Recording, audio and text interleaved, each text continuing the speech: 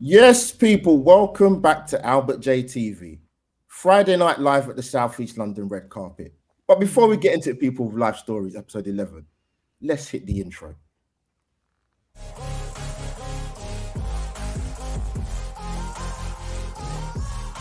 Welcome back to another episode of Life Stories. We have a heavyweight panel for episode 11. I will be joined by the Highbury squad and the legend Super Kevin Campbell. This will be epic. Welcome back to Albert JTV.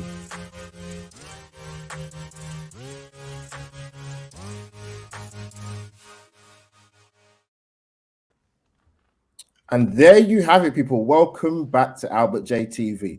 Episode 11 of Life Stories. As you can see, people, I have two amazing guest panel with me tonight. This will be a very, very good show. To my audio listeners, you will hear my dulcet tones later. They may sound a little bit affected because of the last 15 minutes of last night, but we'll get into that with Sophie and Kevs anyway. People, obliterate the like button, and like I said, subscribe to Albert JTV. Life stories. Jeez, I tell you, after last night, this is appropriate. But further ado, I've got the amazing Sophie Nicolau from the Highbury squad. Sophie, welcome to the first time to Albert JTV. Popping my cherry. I love it. This is awesome. We're here. The Highbury squad is in town. Thank you so much, Albert, for having us. Very proud of you. A new voice in the Arsenal podcast community, but a wise head, and you're doing great. And it's really a pleasure to be on your show. Thank you for the invite. Thank you, Sophie. I am blushing, Sophie, but you probably just can't tell, to be honest with you.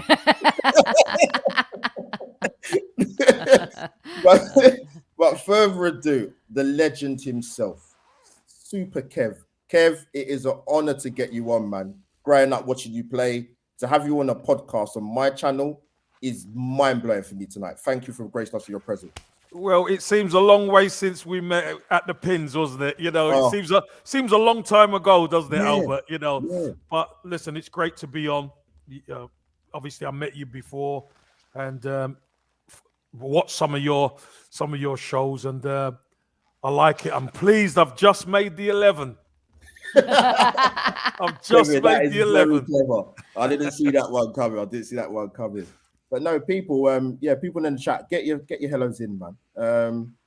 Let's start. Before I start with the actual topic of life stories and getting Kevin and Sophie's history about football and all things galore, it'd be totally remiss of me not to talk about last night. So I want to get a brief summary from obviously Kevin and Sophie about you know what? I'll be honest with you guys. I was really to and fro with this game. I was Arsenal might nick it. It's going to be a draw. Dangerous game. 15 minutes to go. I'll take a point ASAP. Wolves are a tough side, don't concede many goals. We hadn't actually beaten them in the Premier League since they've come back into it for the last 3 or 4 years. 2 draws and a defeat. I'm going to come to Sophie first. Sophie, general thoughts before the game, and also taking into consideration the elation of the last 15 minutes. What's your thoughts about yesterday's game? So 2 things. I can't stop watching. I have on rewind Lacazette's goal and the celebration afterwards. But then I love it when they put the music from Titanic, My Heart Will Go On. And I just kept watching it over and over, and I was in tears, literally. It was such an emotional match because Kevin and I talked on our show last night. When was the last time Arsenal kind of came back like that, in that fashion, with literally the last kick of the game, and being at home, and when the ball hits the net and the Arsenal flag goes up and the LBGTQ flag goes up and everyone just goes up. It was just really quite unbelievable. So in a nutshell, looking from afar and having been in those moments at Highbury and at the Emirates for certain games, I remember the Welbeck game, right? I think that was the last time that kind of magic happened. We all thought we were going to go on to win the league. But with this team, in this moment, that was really, really special. And I just loved every second of it and forgot about the first half and forgot about all of whatever happened beforehand, because that was a coming of age game, I think, for this Arsenal team. 100%, Sophie. Couldn't agree more. And Super Kev's the same question to you, really. Your thoughts and feelings about yesterday's very, very important result. Yeah, my take was, I said it on Highbury Squad with Soph. I said that this is our most important win of the season. Yeah, 100%. I really believe it was. It not only because of the opposition and the way we played first half, but the way we kept at it, the way we weren't going to be denied, the way that we fought them, we challenged them. We ended up changing system. We ended up bringing players on who are much maligned at times. You know, let's be honest, Pepe doesn't always get the easiest narrative from fans, and Eddie definitely doesn't. No. But they came on, joined Lacazette. Good to see Lacazette not go off as well. They come on and joined, and they really made a difference. They combined for the first goal, and obviously Pepe fed the ball into Lacazette for the winner. So, listen, this was huge as far as I'm concerned. Couldn't quite get to grips. We were a yard short first half, I thought. Yeah. Yard short, we misplace a pass here and there. Seeing Gabriel do that, 9 times out of 10, he doesn't do it. Yeah. He does it. Maybe Ben White does go to sleep a little bit just to block off Hwang. But listen, it was a comedy of errors. We had to find a way, and we found a way, Albert. This was what made the win even sweeter. Obviously, what went on a couple of weeks previous, where we're celebrated and all that kind of thing. But hey, we're supposed to celebrate a win. You're 100%. Supposed to celebrate, especially like a win like that, massive for us, especially what happened the day before.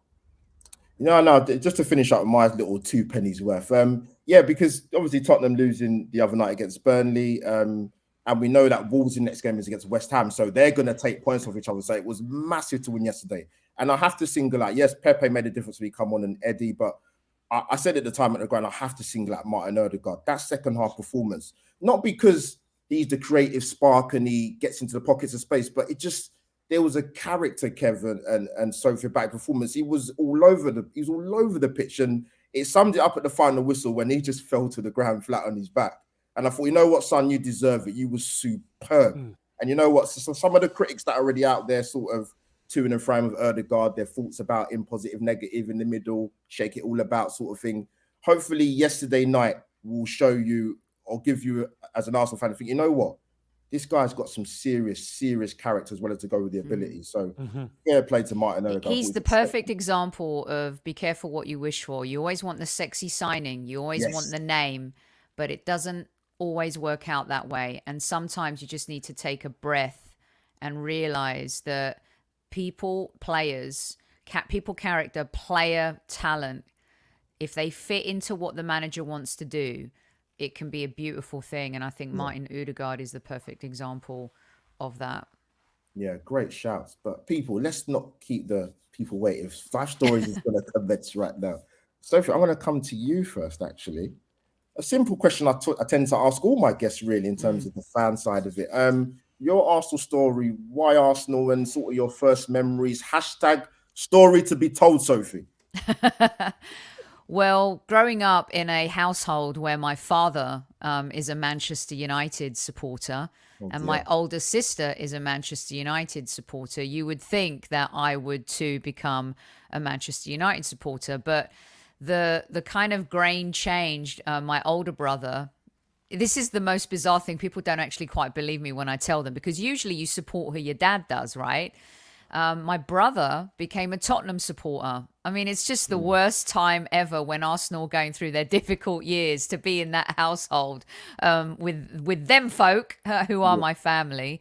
My brother, I think that was the toughest part of all, being a Tottenham fan and me becoming an Arsenal fan. If I'm going to be completely transparent and honest, growing up, I just loved football, right? So my dad introduced me to the beautiful game. And the reason why he fell in love with Manchester United, he moved to London in the 50s.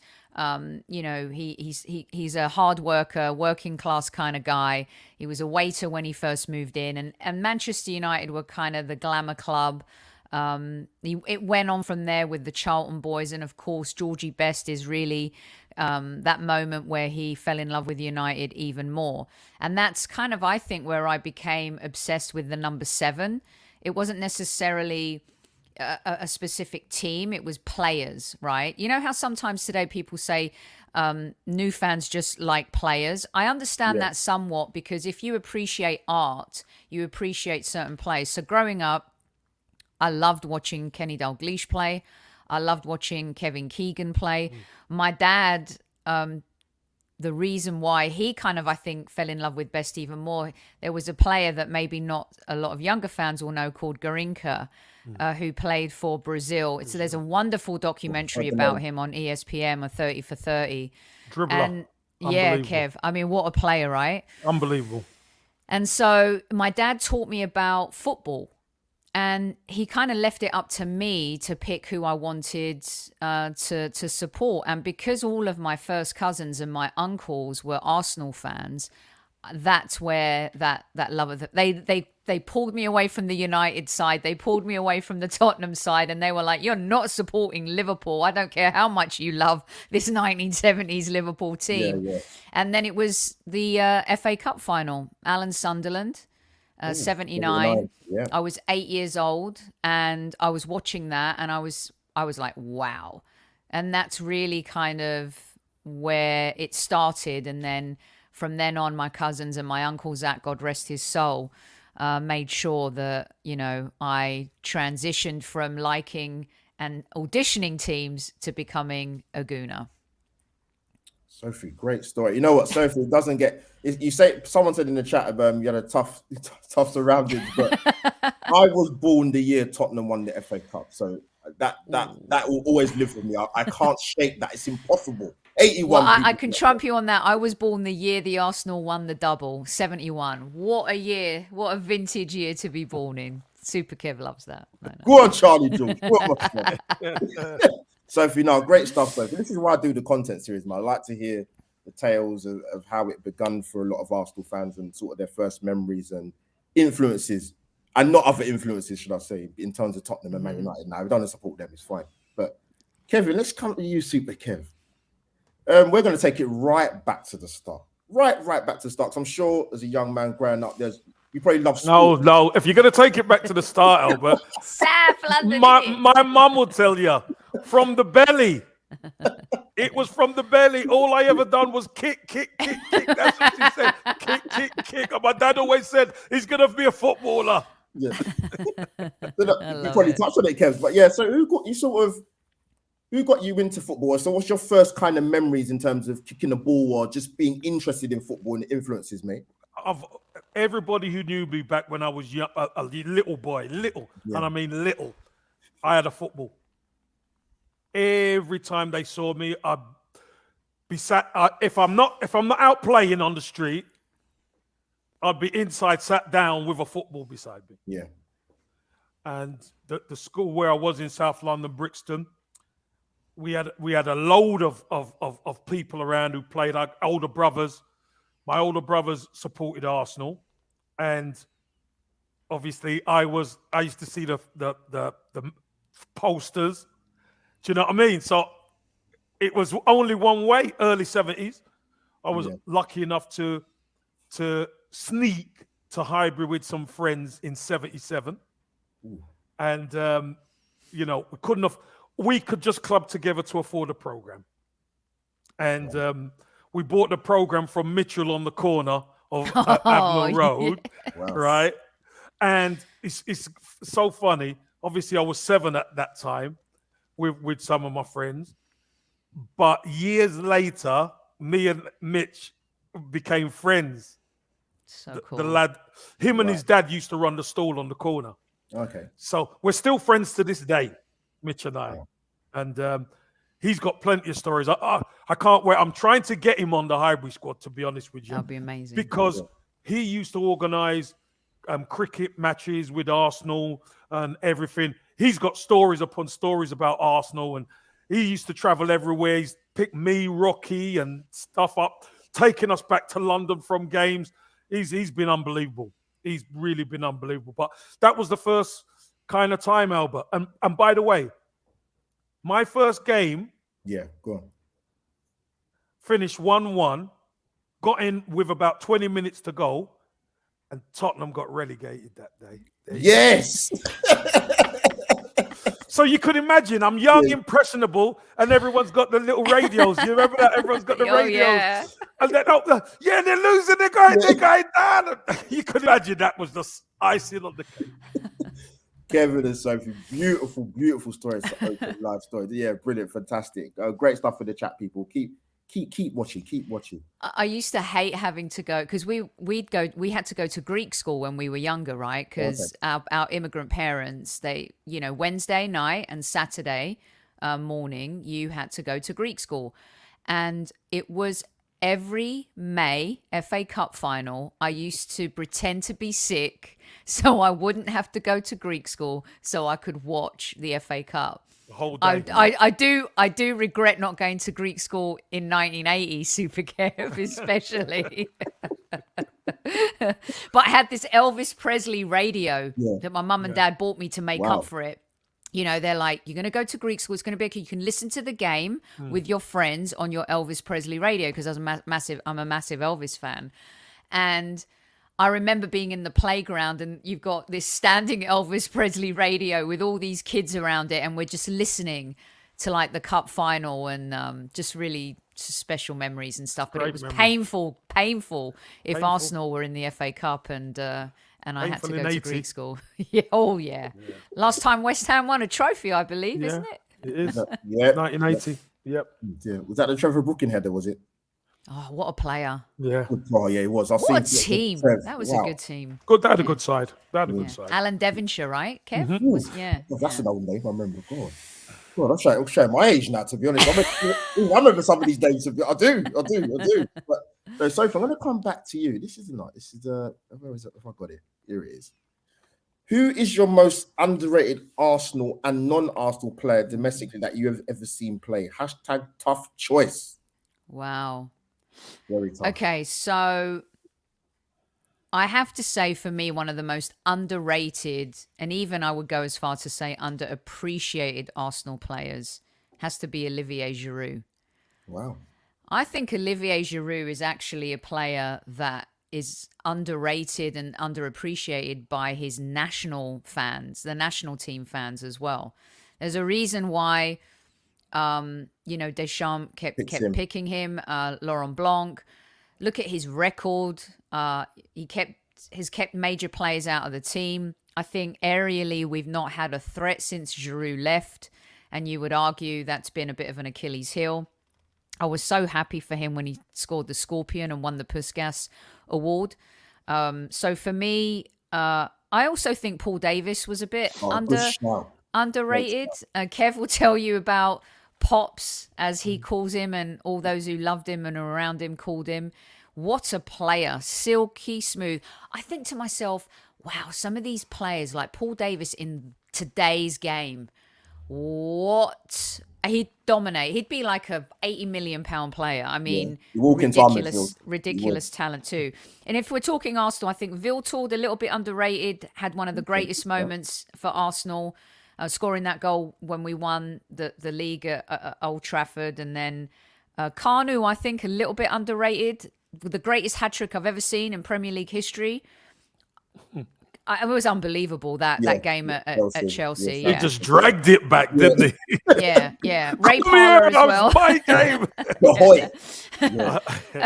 But I also think in some ways, as much as he's a legend and respected, I think Super Kevin Campbell and his time at Arsenal, I think, and I'm not just saying this because he's my co-host and stuff, but what a player, what a time, what a contribution, the things that he did at our club, the goal that got us to the European final. I mean, those moments, massive moments, just really underrated in some ways, but appreciated in many, many ways as well. Total legend. A non-Arsenal player, I'm going to go for Tim Cahill. I think is one of the best I've seen in terms of predator, goal, threat, score with his head, his feet. And he's not like the biggest player. Adored at Millwall. Yep. Gareth Barry, I think, is one of those underrated, underappreciated players. Did great things at multiple clubs. Jermaine Defoe, even though he played for Tottenham, I think was really quite an incredible striker. And And the other one I'm going to say that might surprise people is Chris Sutton. I think, Shearer gets a lot of the credit, and I think a player like Chris Sutton went a little under the radar. So a little left field maybe there, but those would be my Arsenal and non-Arsenal players in terms of being underrated. Good shouts. Before I come to Kev, with Sutton, Sophie, it's an interesting one because I remember that partnership in 94, 95 with Shearer. They was different. Amazing. Last. People might say, Jack Walker had the money then and bought the title. But listen, there's some good players. Ripley, Wilcox are two wide boys. I think Kevin Gallagher was still playing, and if I'm right. Sutton, listen, he didn't work for him at Chelsea, but listen, he won't be the last footballer to get a big move at a club and it doesn't work. I think that's the problem sometimes, Albert. Yeah. When you do get a move and you don't shine, people hold that against you, because you go for big money or you move to a club like Chelsea and you're expected to hit the ground running. You don't get any time. No. Do you know what I mean? And then you see when he went up to Celtic, changed again. Him and John Hartson up top with Larson. Them guys were awesome. Them guys were awesome. So. And that league was a lot more competitive then, wasn't it, Kev? That was major. You look at the Celtic and Rangers teams then. I mean, they had some real top players. Michael Moles and Amaruso and all those guys, Newman. There was some unbelievable players up there at the time. This is, I tell you what, this is a football encyclopedia. Listen, that was your Kevin Sophie make a great point about Scottish football, because I remember the likes of Moles and Arthur Newman and who's the other? I think Kenny Miller might have been around in that side, or maybe a bit after that. He's been around such a long time, Kenny Miller, hasn't he? But remember, he's one of them who's he splits the divide, doesn't he? He's played for both. Yeah, it was so fun to, even before then, like Kev and Albert, Mark Haitley in that time. What, Batistuta and Haitley, maybe Kev, the best headerers of the ball of all time. Two of the top. You could say they were fantastic. I mean, that Haitley goal for AC Milan against Inter. Milan. Yeah. When that cross came in and he just attacked it, that was an iconic goal for AC Milan. Brilliant. Batistuta, head, left foot, right foot. It doesn't matter with him. He could score from anywhere. Amazing. But he was so. I mean, you could say he was rated, but he was underrated as well, because totally. Some of the accolades that went about for the real superstars around, he wasn't in it a lot of the time. Yeah. And maybe it's because he decided to be loyal to Fiorentina. He stayed at Fiorentina and he got a lot of goals. He was incredible. He really was incredible. Really was. He was. Before I come to you, Super Kev, I never see Batistuta ever side foot the ball. Laces. Smashed it. Laces smashed it in. Yeah. No problem. What a player. Him and Shearer smashed it. But Kev, coming to you, mate. Who's the most underrated Arsenal and Everton player that you've ever played with? # too many to choose from. Yeah, this is an easy one for me. Right, then. Good. Okay. Because it's the same player. His name's Kevin Richardson. Ooh, wow. Shout. And let me tell you something. Anybody who has never heard of Kevin Richardson, check him out. Yeah, 100%. When Everton were winning titles, he was always the one on the bench, or anytime Reed or Bracewell got injured, he would come in, do a great job, and then they'll get fit and cut. He'll step out. He could play fullback, he could play centre mid, he could play right mid. But he had that mentality. He was a northern boy. He had that mentality. He was just a winner. I'm telling you, he was just a winner. And when he came to Arsenal, let me tell you, when he came to Arsenal, he's one of the players who raised the level of training. Yeah. Not just because he was good, technically he was a good player, but you know why? Because it was that. He loved the way we trained. He loved that. Putting tackles in training, it all used to go on, and that all of a sudden raised the level again. We don't want him. We know he's won a title. The boys hadn't won a title. So, now he's there. He was always driving us forward, always driving us forward. People used to call him, he's miserable, he's miserable. He wasn't miserable. He just wanted to win. Trust me, he was just a winner. So Kevin Richardson. And can I just go one back and say one of the most underrated players? I just want to add one in. Go on. One of the most underrated players domestically was Ji-Sung Park at Man United. Ooh, you watch shout. Every time they had a massive game, Fergie played him. Yeah. 100%. Every time. Why? Because he knew he could rely on him. That's what we need. We need some of those unsung heroes. we do. You know, I love those kinds of players that aren't concerned about fame and being cool and having clothing lines. And you can go back like Martin Hayes, right? Another one of those. James Milner, Jordan Henderson, Gareth Barry. You know, those kinds of players that just want to be footballers. It's a really unique group, I think. And I like Kev says, I would love to have, you know, you could say Xhaka is one of those players, even though he's polarizing. He does get on with football. He's not really. He becomes infamous for the wrong reasons. But that's what disqualifies him. You know what I mean? That's what disqualifies him because he gets on the wrong side of the law. Yeah, the wrong side of the law. You know, I mean, I could mention Scott Gemmell, Mark Pembridge. Oh my gosh, Scott Gemmell. I'm telling you. Do you know what? I'm telling you. When I got to Everton, there's a story for you, Albert and Sophie. I think Sophie's heard this. When I got to Everton, Walter Smith said to me, I'm looking to buy a midfielder. I said to him, go and get Scott Gemmell from Nottingham Forest. Yeah. I said, he will come in, he will do a job. He's Scottish, obviously his dad, Archie, who was a top player. I said, but you won't hear a peep out of him. You won't hear a peep out of him. He's fit, he can play, he can pass. And he brought him in, and that really helped me. Do you know what I mean?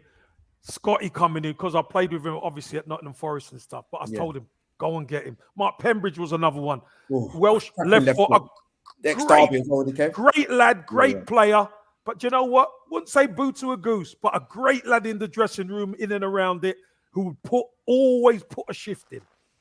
You know, this whole underrated thing can go on and on because I just thought Mark Viduka, what a player he was at the time as well. Kev, did you play with Cloughie? Did you play with Nigel? No, right? Yes, I did. I played with Nigel. He came back to Forest. Right. He came back to after Forest. Liverpool. He came back to Forest and we played together then. Yeah. But I don't think he was the same. He weren't the same player. No, he wasn't. He wasn't. The same player. Kev, I don't remember a lot of him. This is probably early 90s. So there's probably younger people in the chat thinking who we're talking about. But trust me, these were ballers. Kevin Sheedy. Serious left foot, man. Listen, people talk about left footers these days. That guy, 25, 30 yards, anywhere in and around the box, he's just pinging it into the top corner or a pass. Yeah. One of a left foot, and he could thread the needle through the thread through the needle. Yeah. He was a super player for Everton. And a lot of maybe won't realise Everton were that team. Topside, yeah. Everton were that team where the likes of Liverpool and Man City was. Back then it was Liverpool and Everton battling year in, year out. And, you know, they were part of that team who usurped Liverpool. Yeah.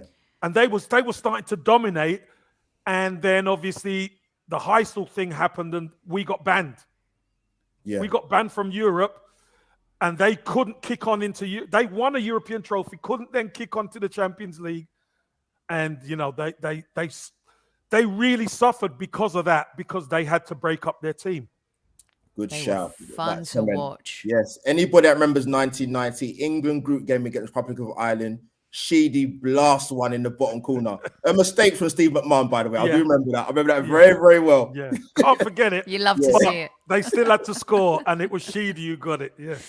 But yeah, guys, great names, man. God, you're taking me back to my youth. Not that I'm very old at the moment, people. Just like you know that.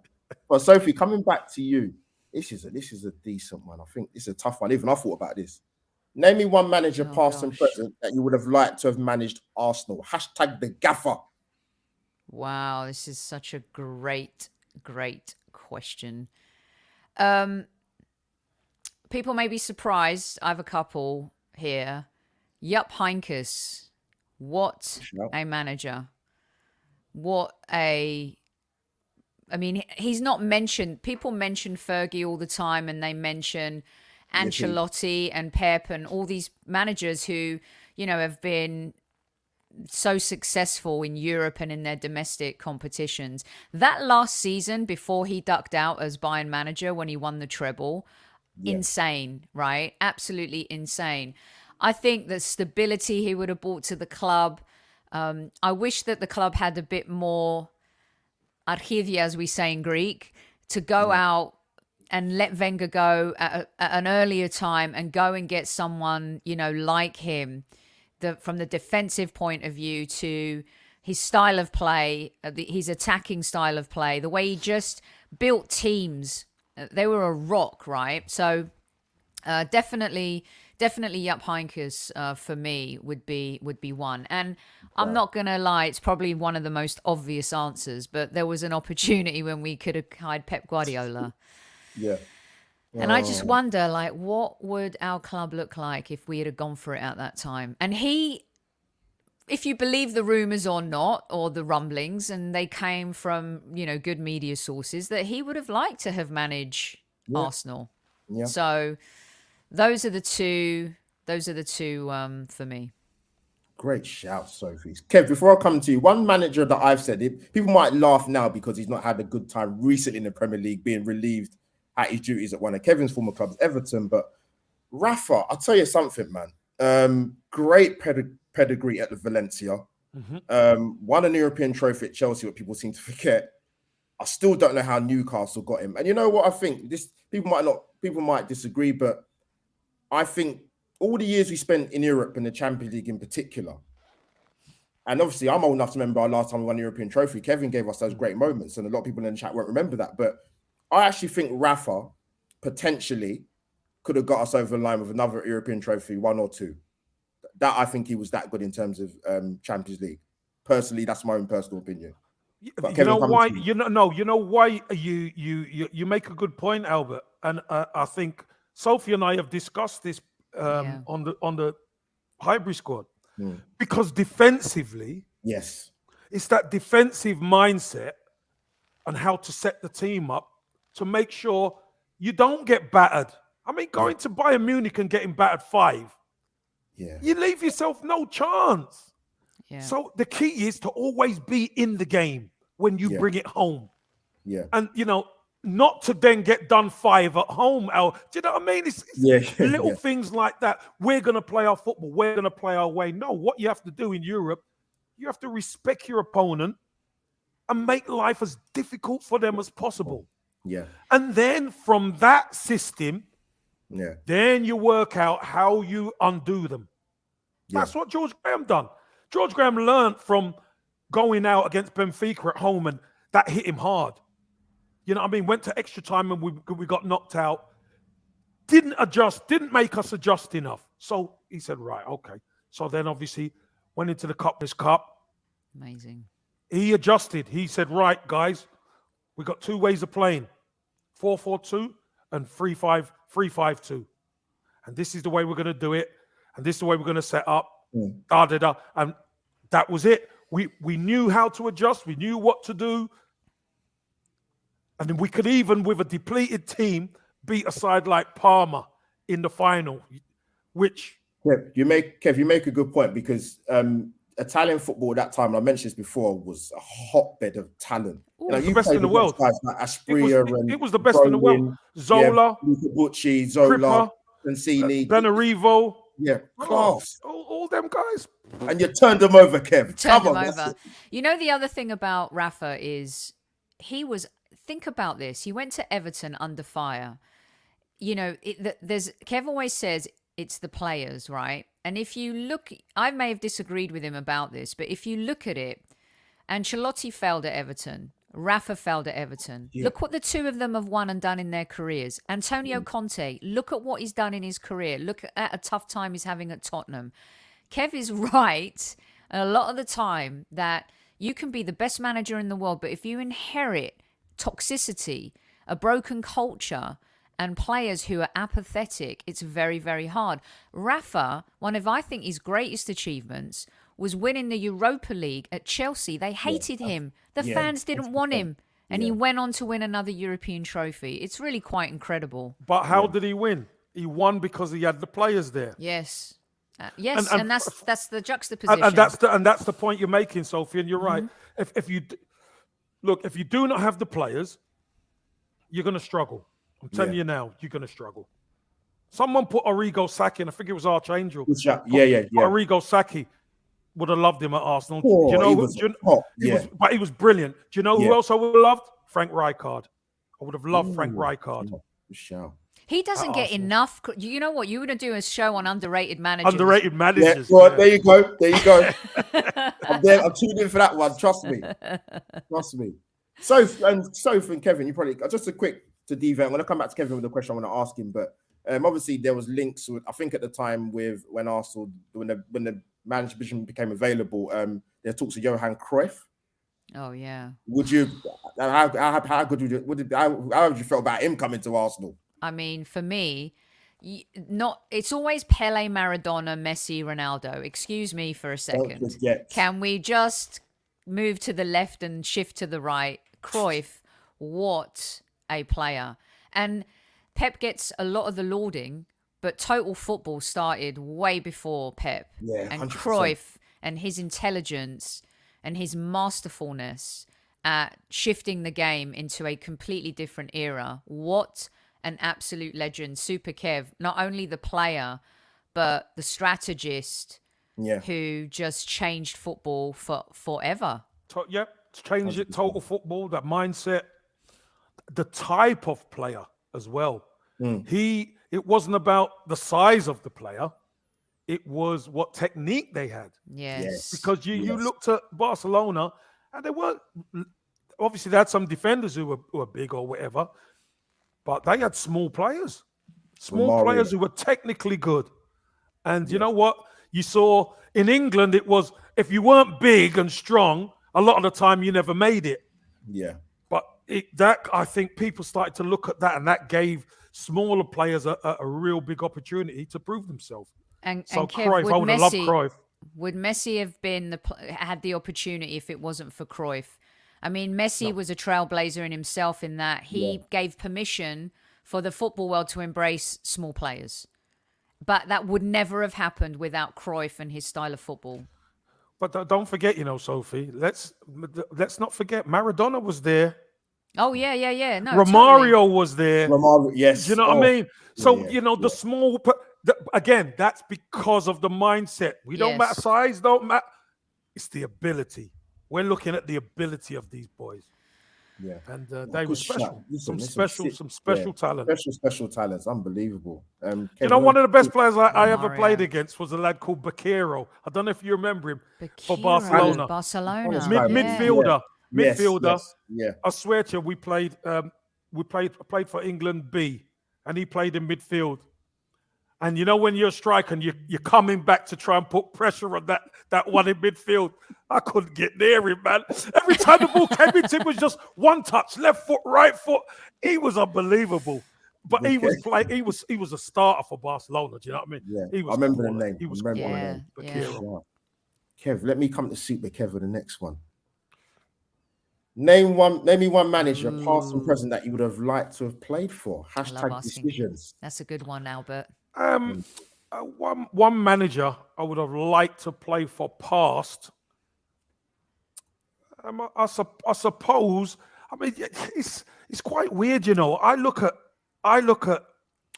I'm quite a bit of a historian, and I look at the Malcolm Allisons, Allisons, the flamboyant guys. I look at Malcolm Allison, and he hates the what if game.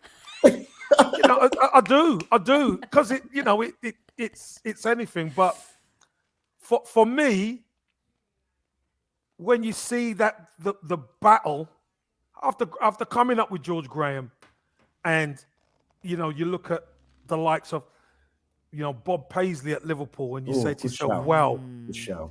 What a that guy was manager. just so humble."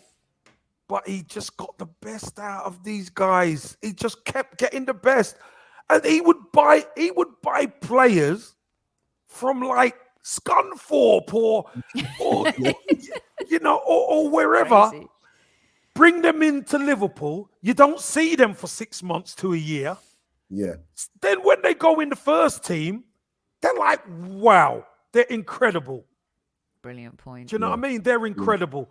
Someone put Bertie Mee. Bertie Mee's a legend, but he's before my time. I couldn't really tell you that much about him, I mean, I used to like Terry Neal and Don Howe. I've got to say, when I was coming through, I would have loved to play because I really got on with Terry. Kev, someone in chat said Cluffy. Listen, we know I had enough problems with Cluffy, but so that's who I was going to choose in the end. It would have been Cluffy because brilliant. Of all the managers that I've come across, he was one who was he was aloof. Very. Two, he was not only was he aloof, he was a character and loved to play football the right way. And it would have been a whole heap of fun. Because me and him had a lot of fun, and I weren't even his player. He loved you, Kev. He loved you. He loved me. You know what? The FA were terrified of him. That's why he never England manager job. Yeah. Absolutely not. Albert, think about what he did with Nottingham Forest at that time. Back to back. How he was never made England manager is beyond me. It's madness. And if you haven't seen what Cluffy says about Kev, you've got to just go YouTube. Right, under the cosh. Check under the cosh out. It's the best. Cluffy was something. And that famous was it the green jumper and the tracksuit with the collars up, And look, you remember when the fans are running on the pitch and he's smacking people to get up? I mean, who would get away with that? Only Cluffy. It's only Cluffy. I was young, but I remember and I think it was yesterday, honestly. Oh my God, brilliant. My God. It's kind of ironic, isn't it, in some ways, Kev, that you went on to play for Forest after him and one of his ex-players, Frank Clark, was manager, So, brilliant stuff. Yeah, Cluffy would have been. Present day, I suppose, you look at Pep, you look at Klopp, they're been top managers, haven't they? You look at those guys. Sir Alex, you could probably say Arsene Wenger. You could say I missed Wenger by 10 months. So, but that's life. That's life. Yeah. All about timing. Fantastic people in the chat. Thank you for your interaction. Very, very lively. Very educational. This is like one of them Sky channels that you geographical channel, whatever it's called. Discovery. No, Sophie and Kev, this is fantastic. Honestly, so Sophie, I'm going to come right back to you. Right. How have you found your experiences being involved in the YouTube podcasting world of football? Hashtag pros and cons. Well, I'll start with the negatives first. Yes. And they just come with, I would say this, and I say this, not trying to kind of, I'll just say it because my experience in the entertainment industry for so many years, being in PR, looking after like top tier talent, and I mean like, A-listers, I think has helped prepare me for people saying negative things about me or the show in the podcasting world. Being around talent who are so successful, have won Academy Awards, kind of get upset with a comment. And it's so weird as I've learned a lot from Kev on this in terms of not focusing on it, but people will say 100 great things about you, but you hone in on the one thing, the one negative thing. And you're like, why are they saying that? And working with Kev and having his athletic mind in terms of cut out the chaos, quiet the noise, and just focus on the path ahead and what you're doing has really helped me when someone does say something negative, be like, that's something you can't control and you can't change. That's how people are going to be. And I think that comes from his experience in sports. And it's a great kind of mentoring to have. You know what I mean? And that's really, really helped me. And that was as a publicist, I used to say to the, to the talent, you're an Academy Award winner, or you're X, you've got a successful career. Why are you focusing on this? But then when it's about you, you handle it differently. You think about it differently. And it's always good to have that voice on your shoulder that just aligns your positive thinking. So I think all podcasters deal with that. And generally people are great, to be honest with you. But there has been some toxicity because I've not really been an Arteta fan and criticizing him because we finish 8th and 8th. That doesn't mean I'm bullying or I'm abusing. It's just my opinion. Yeah. And I think that's the toughest thing to deal with over the last 18 months is, hey, can't we just all embrace each other's opinions and have an honest and open, healthy conversation? So the pros are I get to work with this legend who's incredible and amazing. And it's just a blessing every single day. And we have an audience from all corners of the earth that we touch and they touch us. Culturally, we're different, but we all love the Arsenal and we come together as humans. And it's just incredible when you kind of come off a game like last night and you've got, 1,000+ people in live chat and they're from like Sierra Leone and Uganda and India. Belarus and India and Essex, New Zealand Brixton, and Essex, Brixton, Glasgow, Jamaica, they're just all over. Palmer's Greek. That's the beauty about it. And I'm very grateful.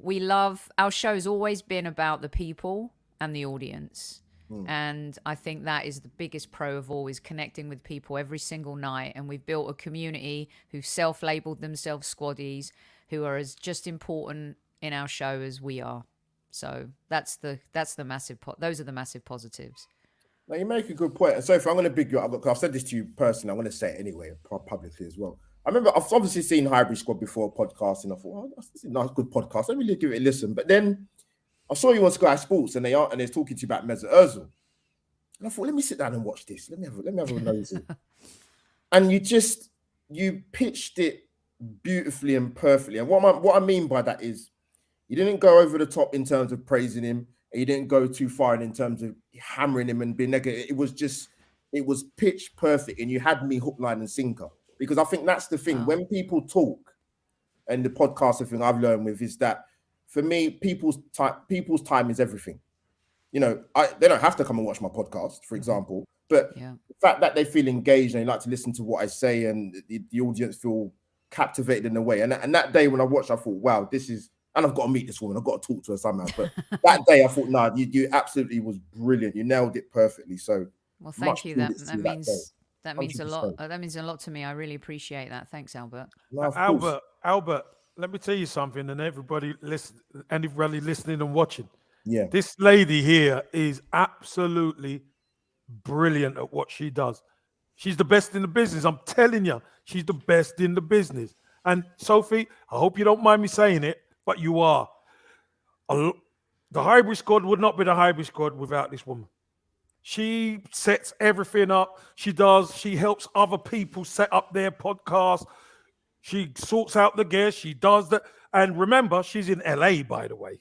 Exactly, yeah. So, when the game's on, she's up crazy time in the morning, setting things up and all that kind of thing to get the post-game show, etc. Fantastic. Very passionate about the Arsenal, which is great. But the best in the business, as far as I'm concerned, and I'm privileged, Albert, to be working with Sophie. You're choking me up, Kev. I love you so much. Thank you. God, Sophie. No, honestly, listen. To me, it's a privilege for me as a small YouTuber to be asked to be on the likes of your channel, Sophie, the same old Arsenal, Lee Judges TV, the Gooner Talk TV, Harry Simu Chronicles of a Gooner. I take that as an absolute privilege because, to get asked to come on to listen to my opinions on the platform that are much bigger than mine, for me, I enjoy what I do, but that's the fruits of it when I get to meet amazing people like yourselves and the likes of the other guys. So I thank you for the opportunity for being part of the Hybrid Squad. Quite new to it, but yeah, just thank you. 2 simple words, and it means so much. So much plaudits to you, Sophie and Kev, super Kevs. Yeah. Oh, Well, you know what? You're good. You're doing good things, Albert. Thank you. You have you talk about opinions and being measured and stuff like that. You have a great tone and the way you approach the conversation about the Arsenal and football. Just don't change anything. You're really spot on in how you approach everything too. So yeah, keep doing what you're doing. Thank you, my people. You know what? I'm trying to find the Kleenex, but I can't find it at the moment. So let's move on to the next question. Super Kevs now. Much love to you guys and people in the chat. Thank you for tuning in. Kevs, what were the biggest differences that you noticed of your time in English football and your time spent in Turkey with Trabzonspor? Culture, lifestyle. Well, the first thing I noticed when I went over there was I hadn't even signed for Trabzon. I flew into Istanbul airport and there was 10,000 Trabzon fans there. Wow. That's crazy. Wow. I hadn't even signed. I just went over to see what's going on. It was honestly, it was crazy. So, I gets in the car, we gets in the car and we got police escort and the guys are on the bikes and the cars and the press are following. There's it's an entourage following you, it's mad. So I say to the chairman, the Bashkan at the time, he wants me to sign there. So I said, well, I've got to see Trabzon. And he went, no, sign there and you see Trabzon. I said, no, I want to see Trabzon. I want to see where I'm playing. So anyway, he hugs me and he says, okay, no problem. So we leave there. So we said, it's another race. We got a race. We're middle of Istanbul. So it's traffic and we got a race fast and all the fans are following. So we get to the private airport. We got on a private jet, fly 1.5 hours to Trabzon. Get to Trabzon. There's 15,000 fans at this small airport. Wow. So I'm in police car, getting taken to the training ground and all that. And everyone's just following. Brilliant. Press, you name it. Every day, Albert, every day, you deal with 80 to 160 press. Every day. Wow. You have a 5-a-side, you get marks in the paper. It's religion. It's beyond religion. Yeah, Albert, they have to feel. You got to remember. I'm coming from England, thinking, Turkey's behind, it's backward. So let me see what it is. When I saw the facilities, when I saw how they done things, they were way ahead. Yeah. They were way ahead. They had to fill 5 pages. They had their own radio station, own TV station, and in the newspaper, all the newspapers, they had to fill 5 pages. So 5-a-side, you got marked. You had a practice game. I remember I scored 6 goals in a practice game against a non-league team. It was double-page spread. Do you know what I mean? It's awesome. But one thing I will say, it's just fanatical. It is fanatical. I thought England was fanatical. Over there, trust me, Albert. The game kicks off at 8 o'clock at night, and the stadium's full at midday. It's mad, man. Kevin, they're going to win the league. Yeah, they're going to win the league. Yeah, they got to win the league. They had a game tonight, and they won 3-2. Whoa! They won 3-2. They must have scored in the last. They scored a penalty. Listen to this. Are you ready? What moment did Lacazette? 96. 96. Yeah. Trabzon scored in the 99th minute. Could you remember in the playground where you just played until the winner scored and then that was it? That's what Trabzon. Get it, Trabzon. So, they should be winning the league. I mean, they're 17 points clear a second. And this will be the first title in such a long time. Amazing. I mean, absolutely brilliant. But again, fan base, crowd.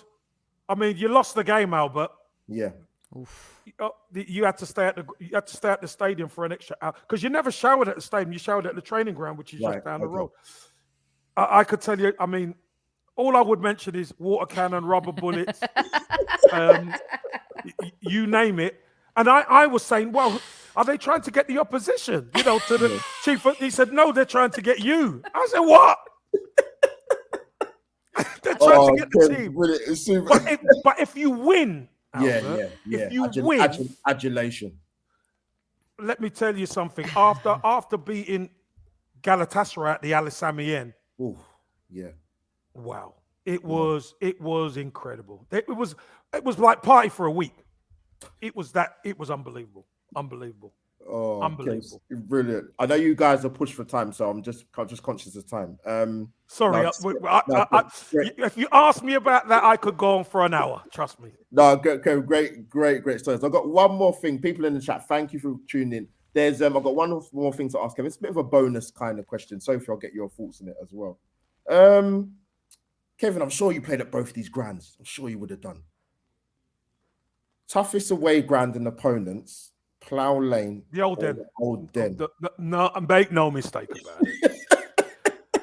Make no mistake about it. South London, right there. I used to play Sunday football just up the road. Kev, I'm New Cross born and bred, so I'm literally live on the old stadium. So I'm going to get a picture up on the screen. Younger people in the chat, you might not be familiar with these faces or names, but Kevin and Sophie will be. Listen. I'll tell you something, man. You had Fash. The way these guys used to tackle, right? What would happen now in the Premier League? They'd either be in prison. They'd be suspended for a season. Well, they'd be season suspended, Remember Terry Hurlock at Millwall? That is Terry Hurlock. Yeah, did not mess with in the midfield. Yeah, Keith Stevens at the back. Yeah, Keith Stevens. I mean, listen, these are one of the teams I used to train at when I was a boy. Millwall, Charlton, Palace, Arsenal, Chelsea, because there was only 5 days in a week. So and then you had to play for your school on a Saturday. Yeah. And that was it. And then you Sunday side, and then you go again, Monday, Tuesday, Wednesday. You're done if you had any games for the school. Like, it was crazy. Yeah. Crazy. I said there are two guys that used to terrify me when if I was a defender, I wouldn't have wanted to play against either of them. I'm going to get them both on the screen, Kevin. So, Duncan Ferguson and Mick Harford. Oh my God, this guy used to terrify me. And this is just watching him on the screen. Mick Harford was a so and so. That's what I will say. Tough. Both of them, hard as nails, tough. But you know what, Albert? Both of them are great guys as well. Yeah. Both of them are great guys, mate. Proper men, you know what I mean? Good guys, good around the dressing room, good around the team. I played up front with Fergie. They called us the Bruise Brothers. Because it was mayhem. Playing with Fergie, it's mayhem at the top end of the pitch. Because that's what it has to be. You have to use your physicality. You were quite the duo, Kev. Yeah, it was. Listen, I love playing with Fergie. And, Fergie's done a great job at Everton. Obviously, now that he's retired, etc. But, what two very good players, Albert. Two really good players. Yeah. Mick Harford also was one of those, a little bit like, oh my gosh, Kevin Phillips and Davies from Bolton and Quinny. Like underappreciated, just because they were physical, but my goodness. Yeah. Could they play? Could they play? Their precision in the air especially was like, whew. Yeah. No, God, this is a blast from the past, man. God, dear. And don't forget, Mick Harford was played on that plastic, didn't he? And they were so good at it. Kenilworth Road. And whenever they whipped that cross in, and Mick Harford was just attack it. It's all over. Hey, Albert, you probably won't remember Joe Jordan. Oh, yeah, of course I remember Joe. Oh, God. No, that would have been another one who you won't want to play against Big Joe, mate. Did you say Joe Jordan? Did you just say Joe Jordan? Oh, my gosh. Take his teeth out. Oh, my God. Another great man. Another great guy. Yeah, he was at the backroom staff at Tottenham. Is that when they played AC Milan in the Champions League? And Gattuso was raining up. Jordan. And so just stood there. And Harry said, I know that Gattuso thinks he's a boy, but he's making the wrong moves against Big Joe. Yeah, not messing with Joe Jordan. No, Joe guys, would have put him in the matchbox, mate. I'm telling you. Amazing names. But people in the chat, Life Stories episode 11 has come to an end. It has been superb having Sophie and Kevin on. So many great names spoken about, not just Arsenal players, but non-Arsenal, going way back, and also mixing that with the current vibe of what's out there in terms of the footballing world now. But big plaudits to you guys for coming on. Thank you for giving up your time and your calendar. And Sophie, love to have you on again. Thank you for having me on your channel, and thank you for coming, man. Seriously. No, thanks so much for having me. Brilliant stuff. We'll definitely have you on the Highbury squad soon, where we can wax lyrical about our squad, hopefully. Yeah, really good stuff. Keep smashing it, Albert. Thanks again. I'll keep on trying. Kev, one more thing. The food in Turkey right now, obviously, us as Afro-Caribbean guys, right? There's no jerk chicken or jollof rice or yam and banana in Turkey. How was the food over there? The food was great. Listen, let me tell you something. At the training ground, just imagine I'm coming from England. You go to the training ground, and if you're playing on a Saturday, Albert, you're in camp, armed guard locked in from the Wednesday morning, right? Yeah. So they do the rice, they do the chicken, they have the yogurt, and they have the big salad, they have everything you want, but you got bedrooms at the training ground. Oh my God! So you could imagine me like bedrooms. They say, yeah, you got bedrooms there. So, I used to share with Peter Milishevsky, God bless him, he's no longer the Macedonia goalkeeper, he's passed away. So we go in, obviously you're there until after the game. So, Peter said to me, Kev, would you like something to drink? So I said, yes, I'll check the fridge, and we were running low on water. So we just picked up the phone, spoke to them, and next minute, knock on the door, they bring us to fill the fridge. I was like, what's going on? You travel away with Arsenal the night before, they empty in the fridge. You know what I mean? They empty the fridge. They're stocking the fridge up. It was different. Oh, Kevin Sophie, this has been fantastic. He's got the best stories, I tell you. You could be here all night. It's just epic, brilliant. man. Absolutely I love it. Brilliant. But big up to I can't stop. My cheekbones are killing Kev's me, eating souvlaki before the game. You know that, so you know that. Meze, man. Oh, guys. People in the chat, thank you once again for tuning in. Like I said, audio listeners, I'll put this on my Spotify and Anchor so you can hear my dulcet tones as usual. Oh, Smash the like button. And now again, like I said, thanks to Kevin and Sophie. Super Kev, love you to bits, man. Thank you for coming on. No problem, Albert. And everybody, please just hit the like button, whether you're on the way out now or whether you're listening in the later. Hit the like button for Albert and Sophie and myself. Thank you very much. So, people, this Albert J TV for the Friday night live stories is now closed. The Southeast on the red carpet is going to take a Friday evening in. So, people, over and out for next time. See you soon. Come on, you Gunners.